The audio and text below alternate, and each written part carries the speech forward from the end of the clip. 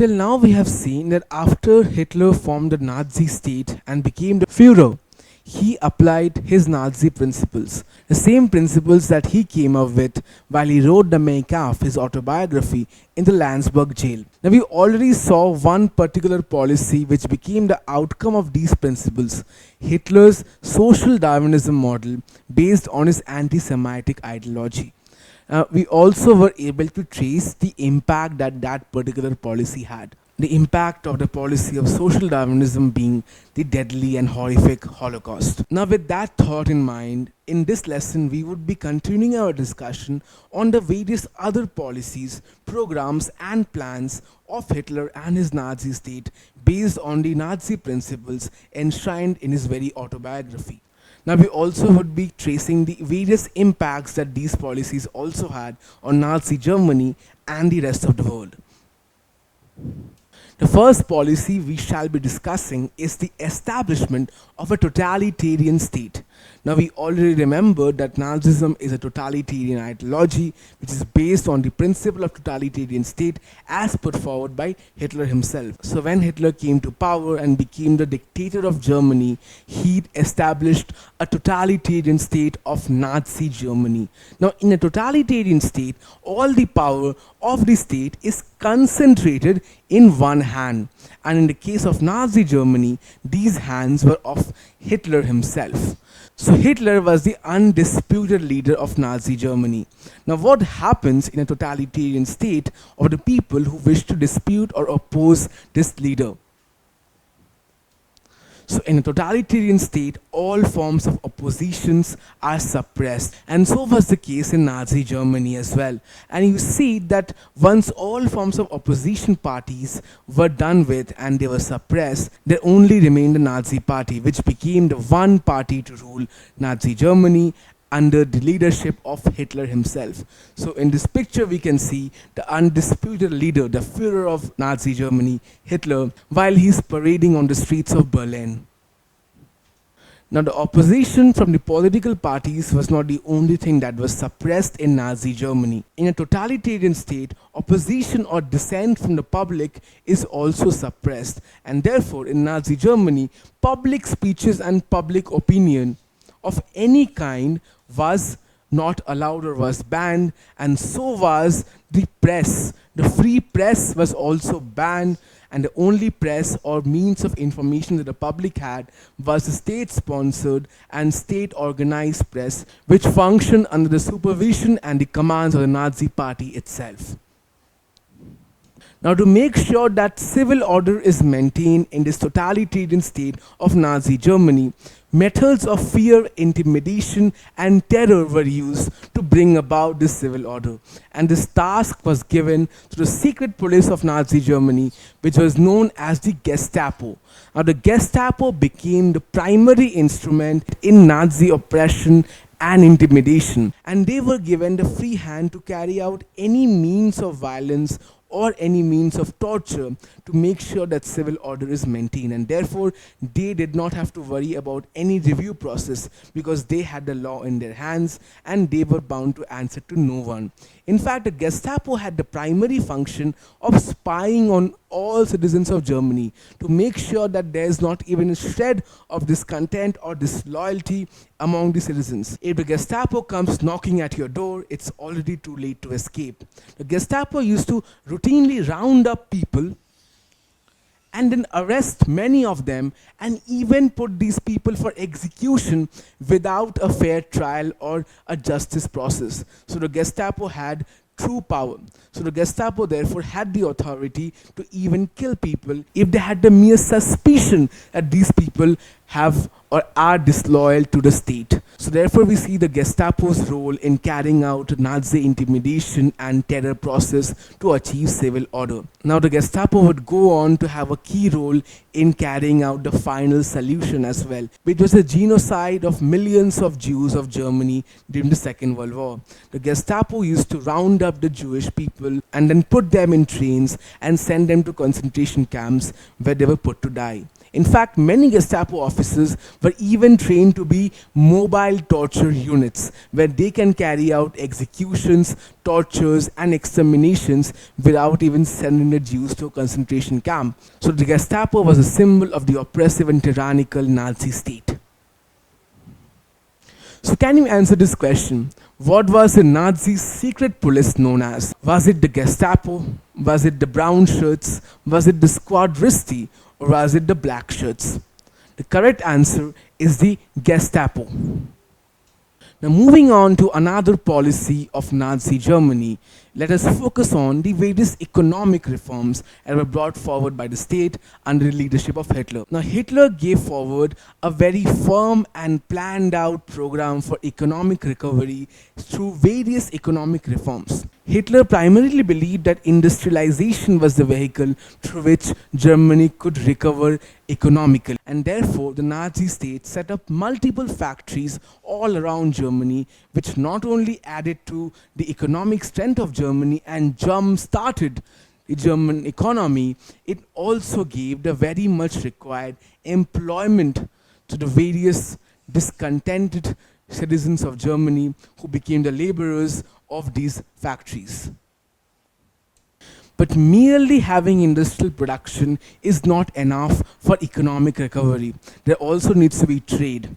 And that is why the Nazi state set about to sponsor campaigns and even give out endorsements, which were state-sponsored campaigns and state-sponsored endorsements to encourage the conduction of trade all around Germany. In fact, these state-sponsored campaigns and endorsements were not only restricted to trade, and they also were extended to industrial and agricultural production.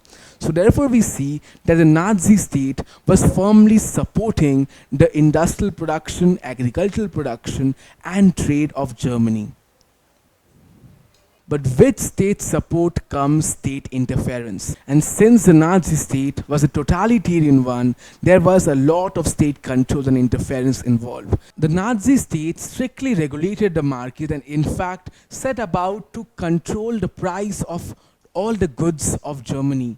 And in fact also went on to ban any form of international trade. So we did mention that trade was encouraged by the Nazi state, but this did not include international trade, which now was completely restricted. So any forms of exports and imports were thus restricted. All the industrial production that was taking place in Germany was for the sustenance and the consumption of Germany itself.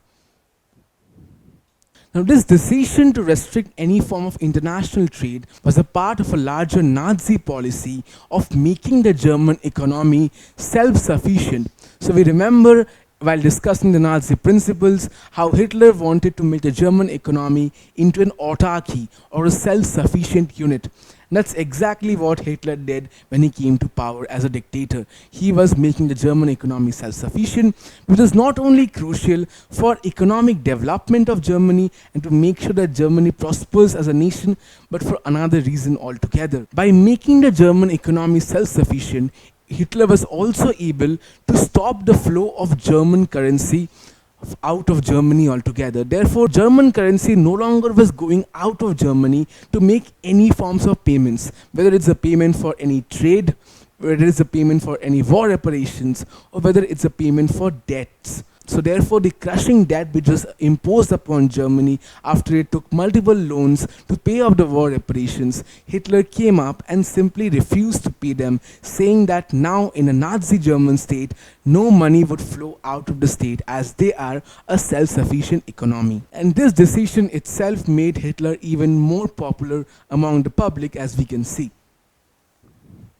Now, to achieve true economic progress, Hitler knew that any forms of disruption and dissent need to be eliminated. And this disruption, he knew, could only come from the workers. Hitler had previously used the dissent and discontentment of the workers to rise to power. But when Hitler came to power, he knew that if the workers are still allowed to have any avenues of showcasing discontent and carrying out disruption, then there would be the rise of opposition against Hitler, which he simply could not allow. And therefore he knew that he had to make sure that all forms of disruption making capabilities have to be taken away from the workers. So Hitler started by taking away the right to protest and strike from the workers. He also knew that the workers mostly disrupted the economy through organizations such as trade unions, and therefore Hitler also dissolved all trade unions, making them illegal. And the Nazi state also brought all the industries under strict state control. So while these industries still had private owners, they were regulated and controlled by the state itself. But Hitler knew that if the workers are ever given a chance to think that they're losing out all their rights and liberties, they would break out in revolution. So therefore Hitler knew that he has to create an illusion where the workers feel that the discontentment is addressed. And so Hitler came up with the Labor Front of the Nazi Party. And here is a symbol of the Labor Front of the Nazi Party, which is a swastika surrounded by a gear showcasing the workers' trend or showcasing industrial production as well. The Labor Front was given the task of safeguarding the interests of the workers. So the workers feel that they are adequately represented and they do not feel that they are losing out their liberties, as Hitler was taking away the right to strike and protest and also dissolving all the trade unions. So therefore the workers were given an illusion to keep them in a sort of ignorant bliss, while Hitler went about taking all the rights to dissent from the workers. Now, all these economic reforms and developments eventually helped Nazi Germany produce more weapons and heavy armaments. So we can understand that all these reforms had a militant conception behind them. They had a militant intention, and all the revenue that was generated from these reforms and all the economic progress which Germany achieved from these reforms, all of this was used in boosting the German armament industry and also for a rapid arming of the military of Germany. And the armament industry took a significant boost under the reign of Hitler.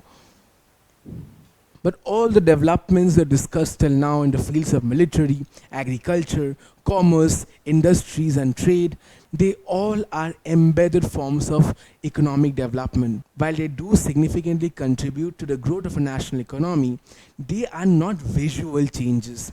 Hitler was a man of public image, and he realized the importance of leaving behind symbols of development, things that people could associate with the strength of the Nazi party and the legacy of Hitler himself. And therefore Hitler undertook significant public works projects, such as the building and rebuilding of the government offices of Germany in a grand manner, the building of multiple schools and colleges all across Germany, and perhaps most importantly, an entire overhaul of the transportation network of Germany, including perhaps the most ambitious project undertaken by Hitler, the construction of the National Highway Project, which is known as the Autobahn. Now we can see in this picture, Hitler is personally participating in the construction work for the Autobahn project.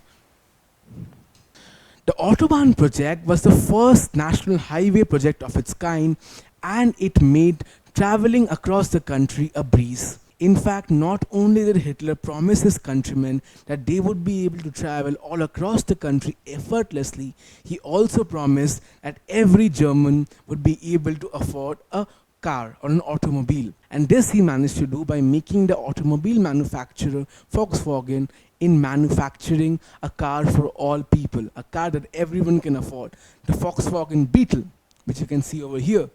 And this image of a Volkswagen Beetle driving on the German Autobahn soon became a symbol of Nazi economic prosperity.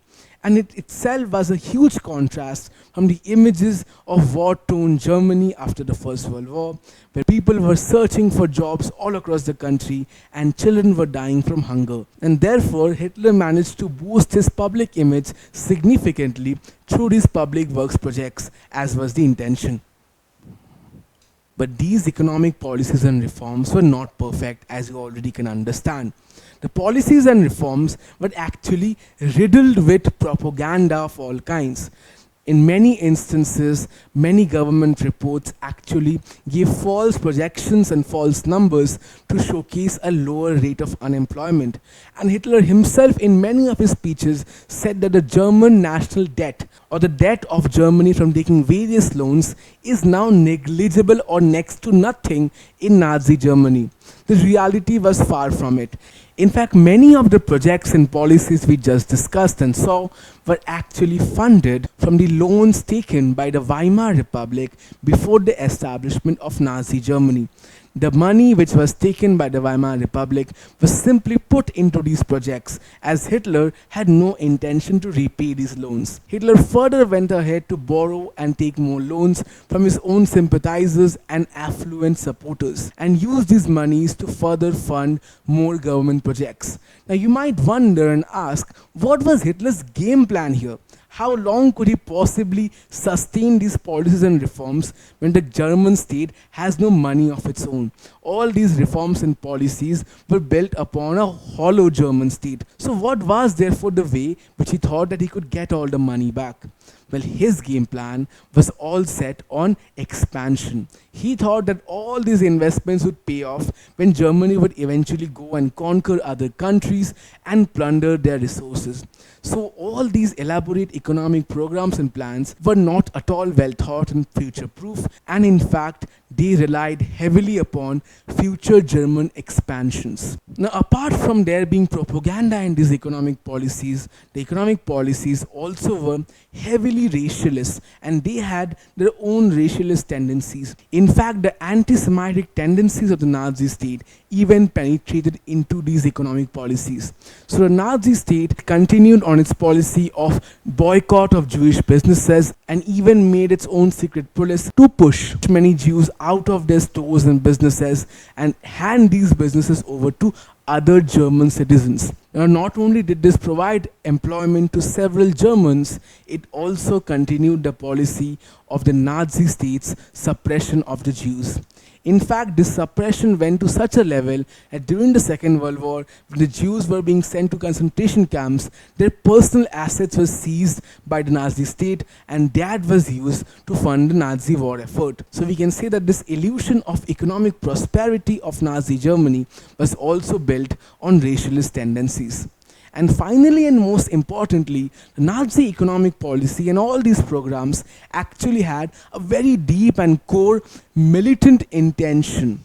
All the policies and programs actually were done to make sure that the German military eventually prospers and progresses. So the industries that were built by Nazi Germany were not only intentioned to recover the pride of the German economy, but also had the very important intention of being able to produce armaments and weapons at a mass scale when the time does come. And in fact, the very highway project we mentioned, the Autobahn, was not so that the Germans could go on nice and romantic long drives, but in fact was so that the German tanks and armies could quickly march to the borders and therefore invade other countries much more quickly. The next policy of the Nazi state we shall be focusing upon is the militarism policy, or the militant intention of Nazi Germany. So we already have discussed how Hitler was completely against a Treaty of Versailles, and when he came to power, he outright rejected all the military restrictions which were imposed upon Germany by the Treaty of Versailles. So the humiliating restrictions that were put upon Germany by the Treaty of Versailles, Hitler set about to undo each and every one of them. The first thing which Hitler did was to make military training compulsory in Nazi Germany. This not only helped in creating stable employment amongst the youth of the country, it also ensured that the majority of the German population would be able to fight when a war eventually does come. Again, completely rejecting the Treaty of Versailles, Hitler went about to heavily rearm the army, the navy, and the Air Force. If you remember, the Air Force was completely banned. So not only did Hitler revive the Air Force, he also rearmed it significantly. So was the case for the German Navy, and the army again started to gain its lost strength back by having heavy number of new recruits, which Hitler made mandatory as well. So in this picture we see Hitler is marching past his newly restored and revived German army.